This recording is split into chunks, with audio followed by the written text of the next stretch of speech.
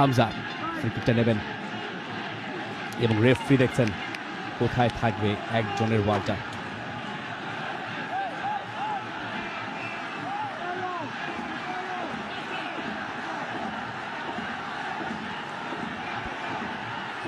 ঠিক ভেতরে বাংলাদেশের 4 জন। হামজা নেবেন ফ্রি কিকটা, বক্সের ঠিক বাইরে 2 জন আছেন। হামজার ফ্রি কিক, কে ছোঁয়াবেন মাথা, বিশ্বনাথ ঘোষ, এবং সেখান থেকে বাংলাদেশের গোল।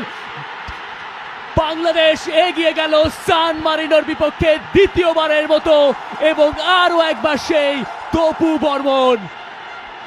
ম্যাচের 86 মিনিটে সান মারিনোর মাঠে বাংলাদেশের উদযাপন। বাংলাদেশের গর্জন দেখছে ইউরোপের সেই ক্ষুদ্র দেশ সান মারিনো।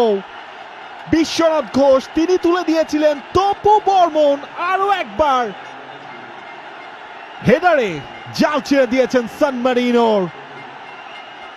তপুর জোড়া গোল। What a day for Topu Barman.